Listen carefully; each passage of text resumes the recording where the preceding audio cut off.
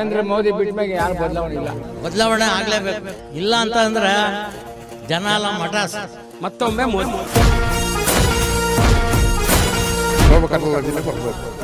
ರಾಜೀವ್ಗಳ ಯಾರು ನಮ್ಮ ನೋಡೇ ಇಲ್ಲ.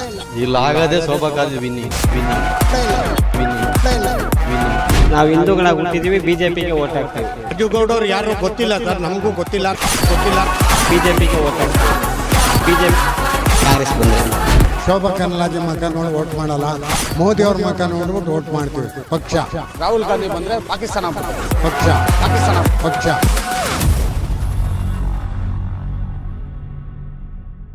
ಲೋಕಸಭಾ ಎಲೆಕ್ಷನ್ಗೆ ಶೋಭಾ ಕರಂದ್ಲಾಜೆನ ಗೆಲ್ಸೋಣ ಅಂತ ಇದು ಮಾಡ್ತಾ ಇದೀವಿ ಸರ್.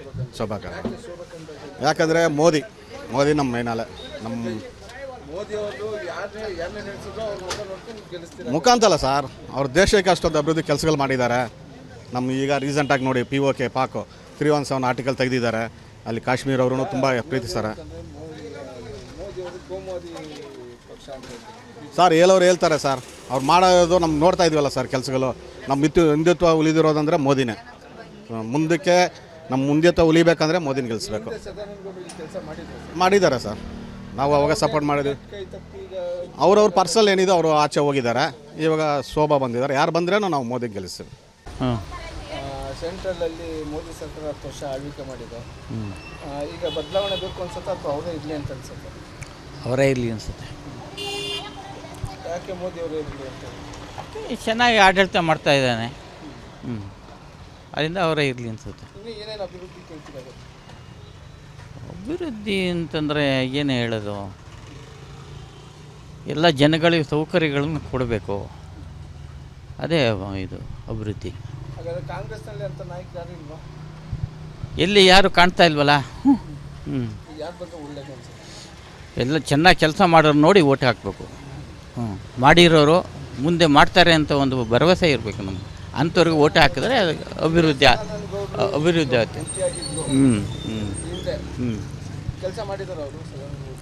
ಮಾಡಿದ್ದಾರೆ ಅವರು. ಯಾರು ಬರಬೇಕು ಅಂತ ನಿಮ್ಮ ಅಭಿಪ್ರಾಯ? ಯಾರು ಅಂದರೆ ಬಿ ಜೆ ಪಿನೇ ಬಂದರೆ ಒಳ್ಳೆಯದು ಅನಿಸುತ್ತೆ. ಕರ್ನಾಟಕದಲ್ಲಿ BJP ಬರಲ್ಲ.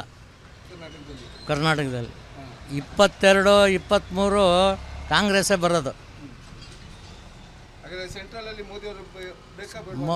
ಮೋದಿ ಸೆಂಟ್ರಲಲ್ಲಿ ಇವತ್ತು ನೋಡ್ರಿ ಕೇಜ್ರಿವಾಲ್ಗೆ ಅರೆಸ್ಟ್ ಮಾಡಿದ್ದಾರೆ. ಅವ್ರು ಇನ್ನೂ ಡ್ಯೂಟಿ ಮೇಲೆ ಇದ್ದಾರೆ. ಯಾಕೆ ಮಾಡಿದ್ರು ಅವನಿಗೆ? ಅವನೇನು ತಪ್ಪು ಮಾಡಿದ್ದ?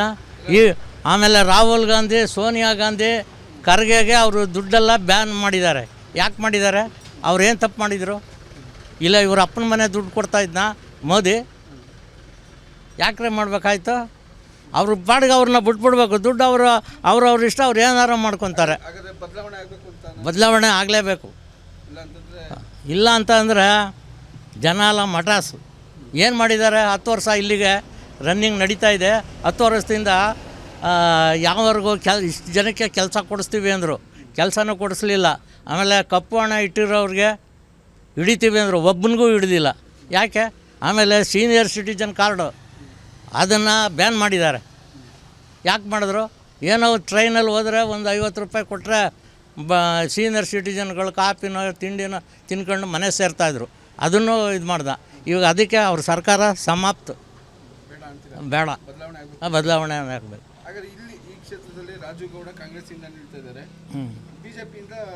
ನೋಡ್ರಿ, ನಾವು ಈ ಊರದ್ದು ಹೇಳಲ್ಲ. ಈ ಊರದಲ್ಲಿ ಏನಂದರೆ ಇಲ್ಲಿ ಜನಗಳಿಗೆ ಯಾರ್ಯಾರು ಕೆಲಸ ಮಾಡಿದ್ದಾರೆ ಅಂತ ಅವ್ರವ್ರಿಗೆ ಗೊತ್ತು. ಅವರೇ ತರ್ತಾರೆ. ಅವರು ಸ್ವಾದಿಷ್ಟತೆಯ ಸ್ವಾದ, ತಾಜಾತನದ ಆಹ್ಲಾದ, ಉತ್ತಮ ಆರೋಗ್ಯ ಮತ್ತು ಹೆಚ್ಚಿನ ರೋಗ ನಿರೋಧಕ ಶಕ್ತಿಯ ವೃದ್ಧಿಗೆ ಈಗ ನಿಮಗೆ ಸಿಗುತ್ತಿದೆ ಉತ್ತಮ ಗುಣಮಟ್ಟದ ಪೌಷ್ಟಿಕಾಂಶ. Shri Vaidik millet health mix. ಇದು ಸಿರಿಧಾನ್ಯಗಳ ಸಂಪತ್ತು.